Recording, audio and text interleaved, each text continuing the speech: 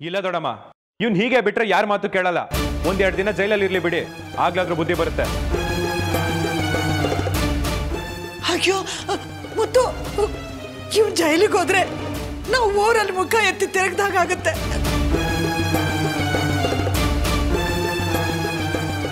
ನಾನು ಇದ್ದು ಸತ್ತಾಗುತ್ತೆ. ಮತ್ತು ಇವನ್ ನಿನ್ ತಮ್ಮ ಕಣೋ, ಇವನು ಹುಟ್ಟಿದಾಗ ನೀನು ಎತ್ತಿ ಆಡಿಸಿದೀಯ. ಇವನಿಗೆ ಭವಿಷ್ಯ ಕೊಡು, ಭವಿಷ್ಯ ಹಾಳು ಮಾಡಬೇಡ ಮುತ್ತು. ಎತ್ತಾಡ್ಸಿದೀನಿ ದೊಡಮ್ಮ, ಅವ್ನು ನನ್ನ ತಮ್ಮನೇ, ಈಗಲೂ ಅಷ್ಟೇ ಪ್ರೀತಿ ಇದೆ.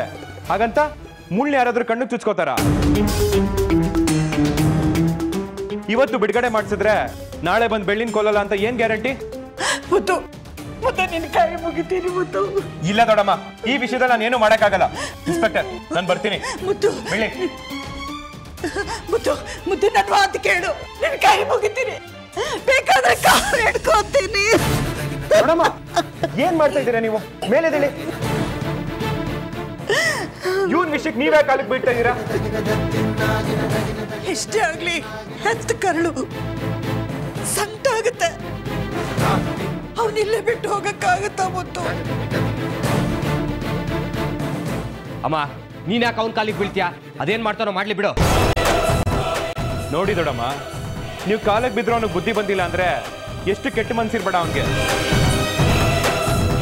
ನೀವು ಧೈರ್ಯವಾಗಿ ಮನೆಗೆ ಹೋಗಿ, ಉಳ್ದಿದ್ದನ್ನ ಇನ್ಸ್ಪೆಕ್ಟರ್ ನೋಡ್ಕೊಳ್ತಾರೆ.